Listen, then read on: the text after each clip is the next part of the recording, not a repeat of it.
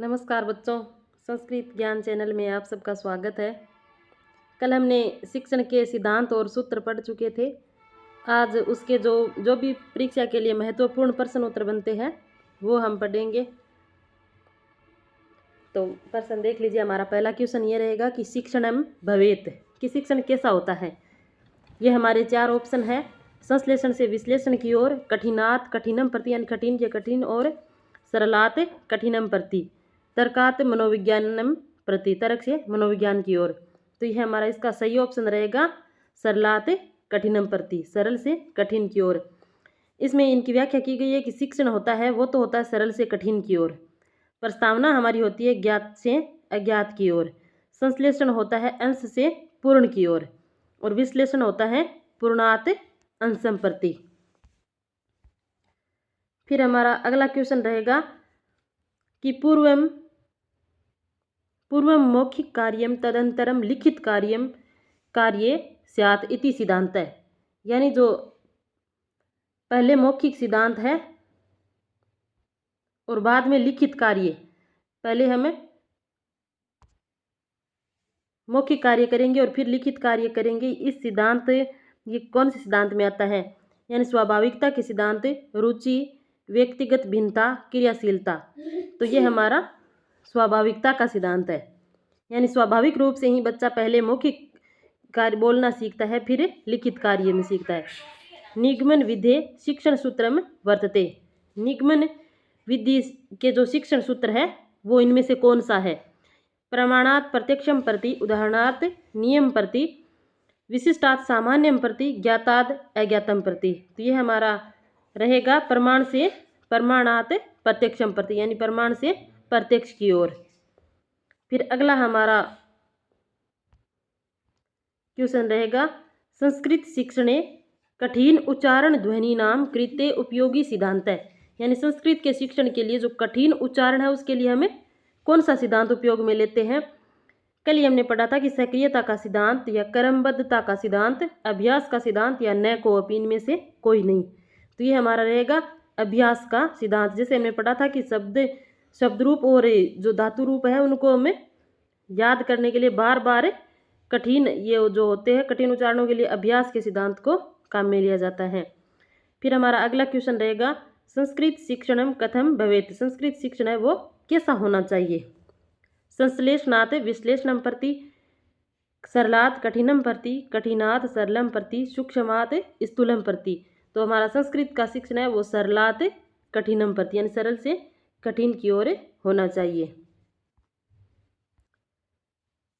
फिर हमारा अगला क्वेश्चन रहेगा, श्यामपट्ट कस्या अधिकाधिको उपयोगी निमित्तम परामर्शः कस्मिन् सिद्धान्ते अस्ति। यानी श्यामपट्ट का अधिक से अधिक उपयोग किस लिए हमें करना चाहिए, किस सिद्धांत के अनुसार करना चाहिए? तो अभ्यासस्य सिद्धांते, सक्रियतापः सिद्धांते, रुचेः सिद्धांते या मौखिक कार्य से सिद्धांते। तो श्यामपट्ट का अधिकाधिक अगर हम प्रयोग करेंगे, एक शिक्षक अगर श्यामपट्ट का अधिकाधिक प्रयोग करता है तो उसमें छात्रों में क्या है, रुचि उत्पन्न होती है।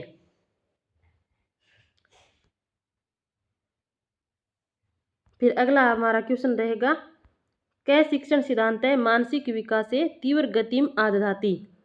कौन से शिक्षण के सिद्धांत से मानसिक विकास है वो तीव्र गति से होता है? तो अभ्यास से सिद्धांत है, रुचि है सिद्धांत है, मौखिक कार्य से सिद्धांत है, सक्रियताया सिद्धांत है। तो जब यानी शिक्षण सिद्धांत मानसिक विकास तीव्र गति से होगा, यह हमारा कौन सा सिद्धांत है? तो सक्रियता का सिद्धांत। यानी बच्चे ज़्यादा सक्रिय रहेंगे, जितने ज़्यादा सक्रिय रहेंगे उतना ही ज़्यादा बच्चे का मानसिक विकास होगा। अगला हमारा क्वेश्चन रहेगा, कह सिद्धांत है क्रियाशील सिद्धांत इति नामना ज्ञायते। कि किस सिद्धांत को क्रियाशीलता के सिद्धांत के नाम से भी जाना जाता है? क्रियाशीलता के सिद्धांत का दूसरा नाम इनमें से कौन सा है? तो अभ्यासस्य सिद्धांत है, या फिर स्वाभाविकताया सिद्धांत है, बहुमुखी सिद्धांत है, अनुपातस्य कर्मस्य च सिद्धांत है। तो इनमें से हमारा रहेगा अभ्यास का सिद्धांत। फिर हमारा अगला क्वेश्चन रहेगा, कुशाग्र सामान्य मंद बुद्धि छात्राणाम कृते कह सिद्धांत है सम उपयुक्त है। कि कुशाग्र सामान्य और मंद बुद्धि छात्रों के लिए हमें कौन सा सिद्धांत है वो बच्चों के लिए अपनाना चाहिए। तो वैयक्तिक भिन्नता यह सिद्धांत है। अनुपात कर्म योश्च सिद्धांत है। समवाय सिद्धांत है। मौखिक कार्य से सिद्धांत है। तो इसमें हमारा रहेगा कि बच्चे हो उनकी अलग अलग बुद्धि होती है, उनके अनुसार अगर कोई शिक्षक अच्छे से अधिगम करवाए तो कैसे बच्चों को ज़्यादा समझ में आए। तो ये हमारा सिद्धांत रहेगा वैयक्तिक भिन्नता का सिद्धांत।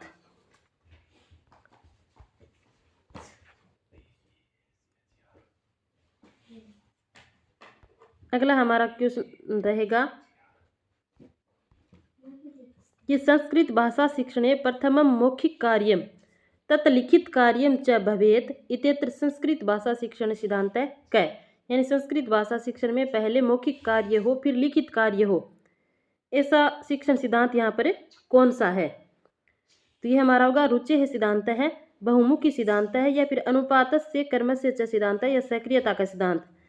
यानी पहले हम मौखिक कार्य करता है फिर लिखित कार्य करता है, यह हमारी स्वाभाविकता का सिद्धांत है। अनुपात से स्वाभाविकता इसमें सिद्धांत नहीं आया, तो ये हमारा रहेगा अनुपात से कर्म से च सिद्धांत, यानी अनुपात कर्म के अनुसार पढ़ाना। फिर अगला रहेगा पूर्व ज्ञानात् परम नवीनम ज्ञानम प्रदेयम इत्यत्र शिक्षण सिद्धांत से किम सूत्र।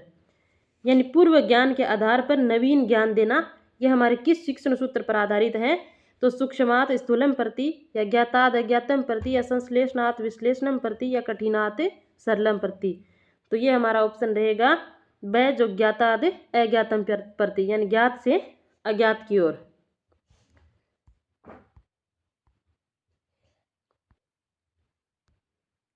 अगला हमारा क्वेश्चन रहेगा शिक्षण सूत्रम विद्यते। शिक्षण सूत्र होने चाहिए, कैसे होने चाहिए शिक्षण सूत्र। सरलात् कठिनम प्रति, या कठिनात् कठिनम प्रति, या कठिनात् सरलम प्रति, या सरलात् सरलम प्रति। तो इनमें से कौन सा सही है। शिक्षण सूत्र कैसा होना चाहिए। तो शिक्षण सूत्र होना चाहिए सरलात् कठिनम प्रति, यानी सरल से कठिन की ओर। जो प्रमुख शिक्षण सूत्र है यहाँ पर दिए गए हैं, इनको आप अच्छे से याद कर लेना। यानी ज्ञात से अज्ञात की ओर शिक्षण सूत्र है वो सही कैसा होगा, ज्ञात से अज्ञात की ओर, ना कि अज्ञात से ज्ञात की ओर। शिक्षण सूत्र हमारा होना चाहिए सरल से कठिन की ओर। तीसरा हमारा है स्थूल से सूक्ष्म की ओर, पूर्ण से अंश की ओर, विश्लेषण से संश्लेषण की ओर, अनिश्चित से निश्चित की ओर, आगमन से निगमन की ओर, विशिष्ट से सामान्य की ओर, अनुभव से तर्क की ओर, और ज्ञानेंद्रियों द्वारा शिक्षण। ये हमारे शिक्षण सूत्र होने चाहिए। इनको आप अच्छे से देख लेना। इनमें अगर इनका उल्टा पूछता है तो वो हमारे शिक्षण सूत्र नहीं है, क्योंकि अगर हमारा शिक्षण सूत्र है तो ज्ञात से अज्ञात की ओर ही होगा, अज्ञात से ज्ञात की ओर नहीं होगा। इन सबको अच्छे से ध्यान रखना। फिर हमारा अगला क्वेश्चन रहेगा कस्य मतानुसार अभिरुचि सक्रिय रूपे विन्यासम अस्ति। यानी किसके मतानुसार है, मत के अनुसार अभिरुचि है वो सक्रिय रूप से होती है। तो वेलर महोदय, ड्रेवर महोदय, या फिर कीथ महोदय, या वेस्ट महोदय। तो ये हमारे हो गए ड्रेवर महोदय। फिर अगला हमारा क्वेश्चन रहेगा बालकेषु सिद्धांत है सर्वाधिकम भवति। बालकों के लिए जो सिद्धांत है वो सर्वाधिक उपयोगी कौन सा है।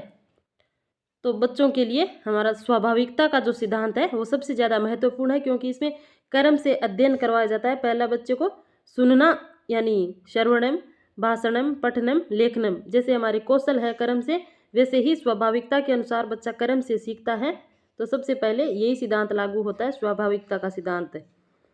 फिर हमारा अगला क्वेश्चन रहेगा संस्कृत शिक्षणोपयोगी सिद्धांत में अस्ति। संस्कृत शिक्षण के लिए कौन सा सिद्धांत है वो उपयोगी है इनमें से। तो रुचि का सिद्धांत, क्रियाशीलता या सिद्धांत है, स्वाभाविकता या सिद्धांत है, या फिर उपयुक्त सभी। तो ये हमारे सारे सिद्धांत है वो शिक्षण सूत्रों में, शिक्षण सिद्धांत में है, और ये सारे के सारे ही उपयोगी। यानी बच्चे में रुचि भी होनी चाहिए, बच्चा क्रियाशील भी होना चाहिए, न कि निष्क्रिय बना रहे, और स्वाभाविकता तो होनी चाहिए। इसलिए ये सारे ही उपयोगी है। इसमें ऑप्शन होगा उपयुक्त सर्वे है। फिर अगला क्वेश्चन रहेगा क्रियाशीलता या सिद्धांत विद्यते। यानी क्रियाशीलता का सिद्धांत है, रुचि सिद्धांत है, व्यक्तिक भिन्न सिद्धांत है, कृत्वा शिक्षण से सिद्धांत है या फिर समानता या सिद्धांत है, यानी क्रियाशीलता के लिए जो कौन सा सिद्धांत है वो उपयोगी बैठ रहा है यहाँ। तो कि रुचि का सिद्धांत, वैयक्तिक भिन्नता का सिद्धांत या फिर करके सीखने का सिद्धांत है। जब बच्चा खुद कार्य करके सीखता है, बच्चा कुछ बनाता है या करके सीखता है, तभी वो ज़्यादा क्रियाशील रह पाता है। इसलिए ये इसमें ये होगा कृत्वा शिक्षण से सिद्धांत है। फिर हमारा अगला क्वेश्चन रहेगा छात्राः कस्मिन् सिद्धांते सक्रिय भवति। छात्र है वो किस सिद्धांत के अनुसार ज़्यादा सक्रिय रहते हैं। तो ये इसमें अभिप्रेरणा सिद्धांते या फिर रुचि सिद्धांते या प्रयत्न सिद्धांते या क्रियाशीलता सिद्धांते। तो बच्चे सबसे ज़्यादा सक्रिय किस में रहते हैं, क्रियाशीलता के सिद्धांत में, यानी करके सीखने में बच्चे ज़्यादा सक्रिय रहते हैं। फिर हमारा अगला क्वेश्चन है बालकेषु कः सिद्धांत है सर्वाधिक भवति। बालकों के लिए कौन सा सिद्धांत है वो सर्वाधिक उपयोगी होता है। तो रुचि सिद्धांत है या अभ्यास से सिद्धांत है, स्वाभाविकता या प्रवृत्ति सिद्धांत है। तो इसमें ये होगा स्वाभाविकता का सिद्धांत। फिर अगला क्वेश्चन रहेगा कि किम शिक्षण सूत्रम शुद्धम, कि इनमें से कौन सा शिक्षण सूत्र है वो शुद्ध है। सामान्य से विशिष्ट की ओर या फिर तर्काद अनुभव प्रति, असात पूर्णम प्रति या ज्ञाताद ज्ञातम प्रति। तो ये सामान्य से विशिष्ट की ओर है या तर्क से अनुभव की ओर है, ये हमारे कोई से भी सही नहीं है। इसमें है अंशात पूर्णम प्रति, यानी अंश से पूर्ण की ओर जो हमारा शिक्षण सूत्र है ये सही है। फिर अगला रहेगा किम शिक्षण सूत्र में अशुद्धम, इनमें से कौन सा शिक्षण सूत्र है जो अशुद्ध है। सरलात कठिनम प्रति, मूर्त से अमूर्त की ओर, प्रत्यक्षाद अप्रत्यक्षम प्रति या फिर संश्लेषणात् विश्लेषणम प्रति। इसमें यह हमारा अशुद्ध है संश्लेषणात् विश्लेषणम प्रति। ऐसा नहीं होगा, यह होगा कि विश्लेषणात् संश्लेषणम प्रति। फिर हमारा अगला क्वेश्चन रहेगा पूर्णात् अंशम प्रति कस्य विधेय अस्ति। पूर्ण से अंश की ओर यह हमारी कौन सी विधि है। तो यह है आगमन विधि है, निगमन विधि है या संयुक्त विधि है या फिर विश्लेषण विधि है। तो ये हमारे पूर्ण से अंश की ओर ये विश्लेषण विधि में काम में आता है। फिर अगला क्वेश्चन रहेगा निम्नांकितेषु सूक्ष्म शिक्षण से सिद्धांत वर्तते, कि निम्नलिखित में से सूक्ष्म शिक्षण के सिद्धांत है। तो कार्यम कृत्वा ज्ञान ग्रहणम, कि कार्य को करके ज्ञान ग्रहण करना, या फिर त्रुटि नाम ज्ञानम निराकरणम च, त्रुटियों से ज्ञान का निराकरण करना, या फिर वारंवार अभ्यास करणम, कि बार बार अभ्यास कार्य करना, या फिर एते सर्वे। तो इनमें सारे होंगे। फिर हमारा अगला क्वेश्चन रहेगा विश्लेषणात्मक रीति कस्य शिक्षण सूत्र से अनुकरणम करोति, कि विश्लेषण जो विधि है वो किस शिक्षण सूत्र का अनुकरण करती है, यानी पूर्णाद अंशम प्रति या अपूर्णाद अंशम प्रति या सरलात कठिनम प्रति या संश्लेषणात् विश्लेषणम प्रति। तो ये विश्लेषणात्मक विधि है हमारी, ये पूर्णात् अंशम प्रति इसका अनुकरण करती है। फिर हमारा अगला क्वेश्चन रहेगा शिक्षण सूत्राणाम सिद्धांत क प्रतिपादितवान, यानी शिक्षण सूत्रों का प्रतिपादन किन वैज्ञानिकों ने किया। तो ये हमारे हर्बर्ट स्पेंसर, कमेनियस या उबव, यानी ये दोनों, या फिर जॉन डीवी। तो यह हमारा उबव होगा, यानी हर्बर्ट स्पेंसर और कमेनियस, इन दोनों ने ही शिक्षण सिद्धांतों का प्रतिपादन किया है। फिर अगला क्वेश्चन रहेगा संस्कृत शिक्षणोपयोगी सिद्धांतम अस्ति, कि संस्कृत के शिक्षण के लिए कौन सा सिद्धांत है वो सर्वाधिक उपयोगी है। तो स्वाभाविकता का सिद्धांत या क्रियाशीलता या सिद्धांतम या रुचि सिद्धांत या फिर सर्वे, यानी या फिर सभी। तो स्वाभाविकता का सिद्धांत भी उपयोगी है, क्रियाशीलता का सिद्धांत और रुचि का सिद्धांत ये सारे ही उपयोगी हैं। फिर हमारा अगला क्वेश्चन रहेगा किम शिक्षण सूत्रम उपयुक्तम वर्तते, कौन सा शिक्षण सूत्र है वो उपयुक्त है। निगमनात् आगमनम प्रति, संश्लेषणात्म या विश्लेषणम प्रति, अंशात् पूर्णम प्रति या स्थूलात् सूक्ष्म प्रति। तो ये हमारा शिक्षण सूत्र ये सही है, स्थूलात् सूक्ष्म प्रति। ये शिक्षण सूत्र तीनों गलत है, क्योंकि ये ऐसे होने चाहिए थे आगमनम निगमनात् प्रति या फिर विश्लेषणम संश्लेषणम प्रति या पूर्ण से पूर्णात् अंशम प्रति। फिर अगला क्वेश्चन रहेगा शिक्षण से सिद्धांत वर्तते। शिक्षण का जो सिद्धांत है इनमें से कौन से, यानी रुचि सिद्धांत है या क्रियाशीलता या सिद्धांत है या व्यक्तिक भिन्नता का सिद्धांत है। तो इनमें से ये सारे ही शिक्षण के सिद्धांत है। फिर हमारा अगला क्वेश्चन रहेगा भाषा शिक्षणम एका प्राकृतिक प्रवृत्ति अत्र शिक्षण सिद्धांत वर्तते।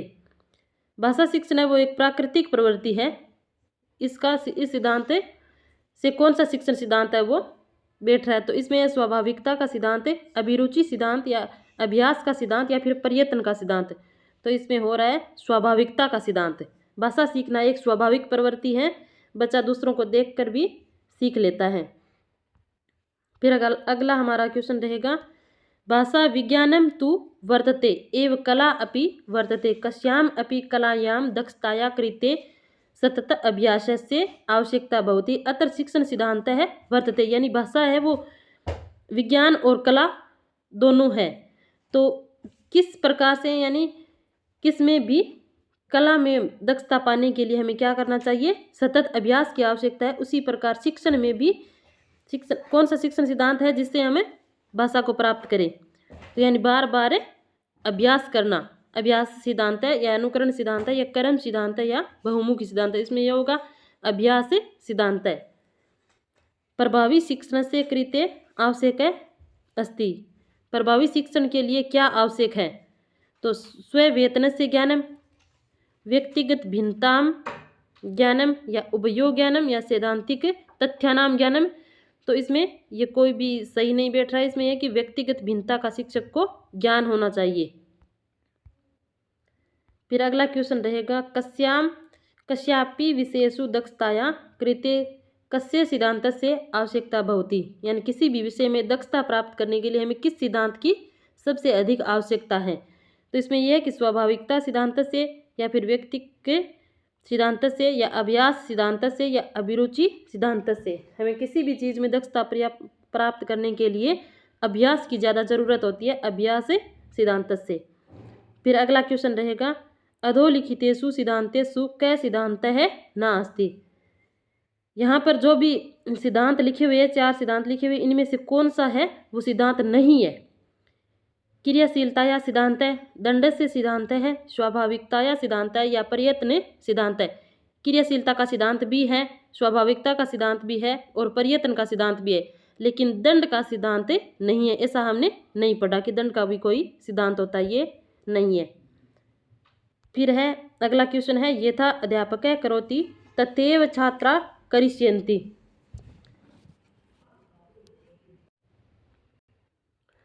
यथा अध्यापक करोति तथैव छात्रा करिष्यन्ति इति सिद्धांत अस्ति।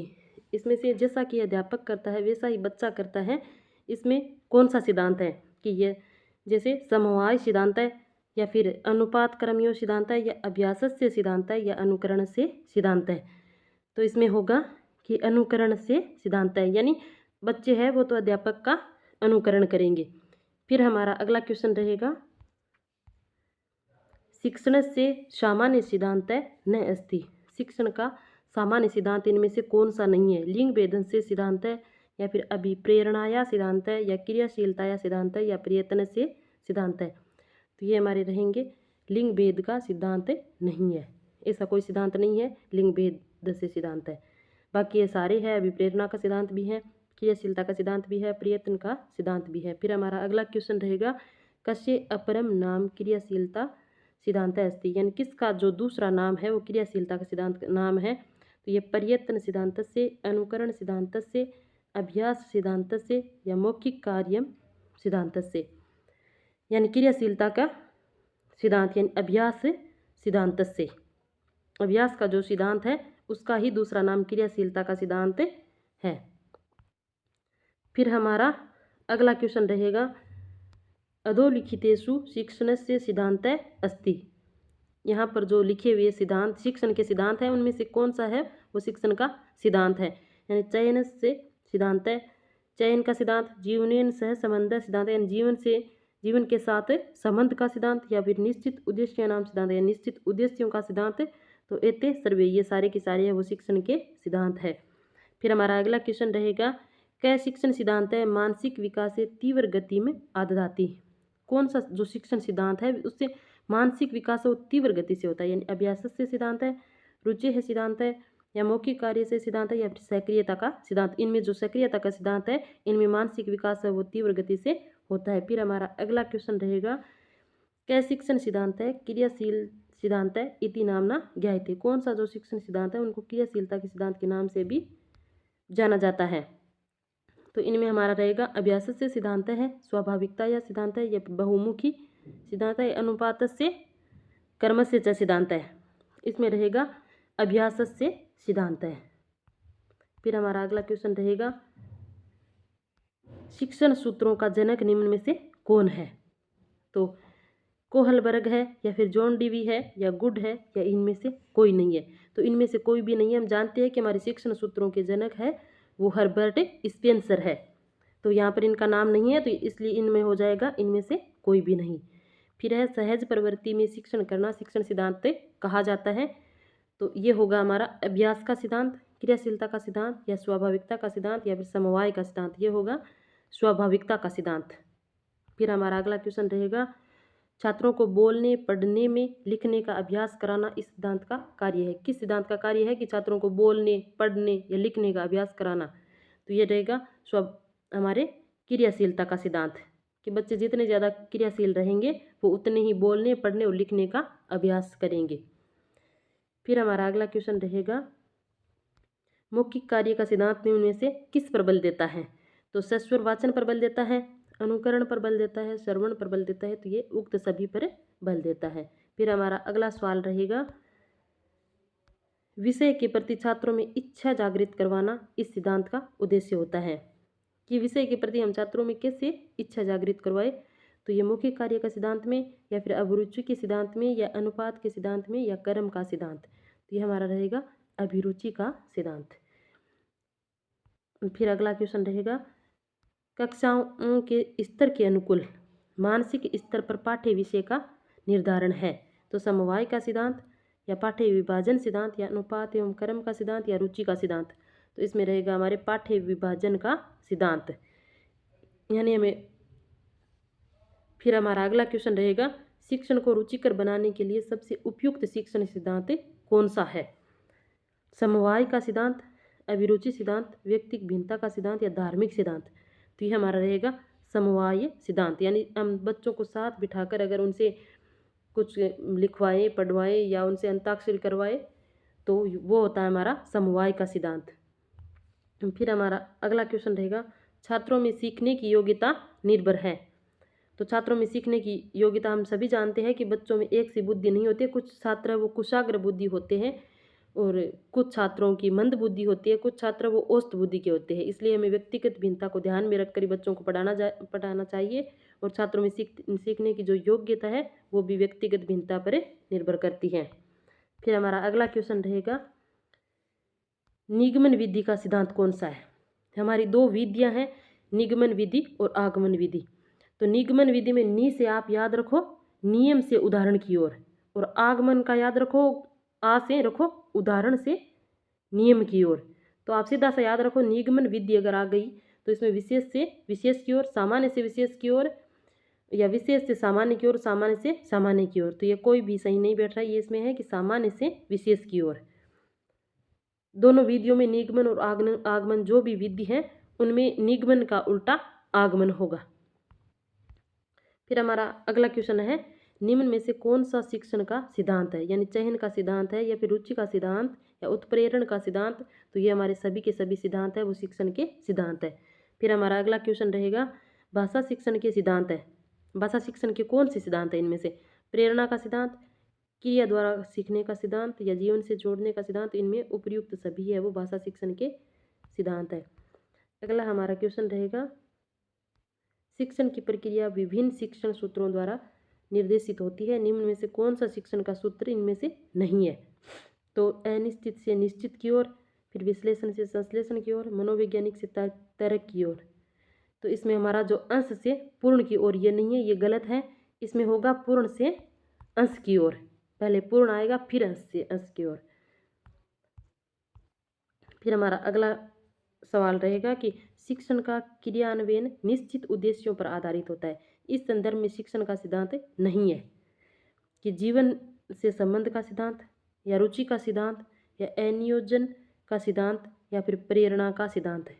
ये सभी सही है। जीवन से संबंध का सिद्धांत यानी जीवन से सीधा संबंध होता है शिक्षण सूत्रों का, फिर रुचि का सिद्धांत भी होता है, प्रेरणा का सिद्धांत भी होता है। लेकिन जो ये है हमारा अनियोजन का सिद्धांत, ये ऐसा कोई सिद्धांत नहीं होता, नियोजन का सिद्धांत होता है। तो इसमें ये होगा अनियोजन का सिद्धांत। फिर हमारा अगला क्वेश्चन रहेगा, अनुकरण से बालक बहुत कुछ सीखता है। इस सिद्धांत का उपयोग भाषा शिक्षण की किस विधि में किया जाता है? तो इसमें हम देख रहे हैं अनुकरणात्मक विधि, प्रदर्शन विधि या व्याख्यान विधि या उपयुक्त सभी। तो अनुकरण से सीख रहा है तो वो अनुकरणात्मक विधि ही होगी। फिर अगला हमारा क्वेश्चन रहेगा, सर्वे दर्शे सामग्री का प्रयोग शिक्षण सूत्र पर आधारित है। सर्वे और दर्शे जो सामग्री है वो प्रयोग करने के लिए हमें कौन से शिक्षण सूत्र पर आधारित है? तो इसमें ये स्थूल से सूक्ष्म की ओर, मूर्त से अमूर्त की ओर और ज्ञात से ज्ञात की ओर, इनमें से सारे प्रयोग में आएंगे उपयुक्त सभी। फिर हमारा अगला क्वेश्चन रहेगा, निम्नलिखित में से कौन से क्रमांक पर अंकित सिद्धांत छात्रों में अरुचि पैदा करने वाला है? कैसा कौन सा इसमें सिद्धांत है जो अरुचि पैदा करता है? यानी उच्चारण शिक्षा का सिद्धांत या लिखित अभ्यास का सिद्धांत या कोरा सिद्धांत, निरूपण या फिर व्यवहारिक ज्ञान का सिद्धांत। तो ये तो सारे सही है। उच्चारण शिक्षा का सिद्धांत होना चाहिए, लिखित अभ्यास का सिद्धांत होना चाहिए, व्यवहारिक ज्ञान का सिद्धांत होना चाहिए। लेकिन कोरा सिद्धांत निरूपण बच्चों पर थोपना ये कोई सिद्धांत नहीं है, ये बच्चों में अरुचि उत्पन्न करता है। ये हमारे कल हमने जो भाषा शिक्षण के सिद्धांत और सूत्र पढ़े थे उन पर जितने भी प्रश्न बन रहे थे यानी परीक्षा में पूछने के लिए उपयोगी जितने प्रश्न बन रहे थे वो सारे के सारे मैंने प्रश्न लिए हैं और आशा करती हूँ कि आपको इनमें से कोई भी सवाल गलत नहीं होगा। वीडियो पसंद आएगा, इसकी PDF मैं टेलीग्राम चैनल पर शेयर कर दूंगी और आप टेलीग्राम चैनल है वो ज्वाइन कर लेना। आज के लिए इतना ही। सभी को बहुत बहुत धन्यवाद। अब हमें कल मिलते हैं।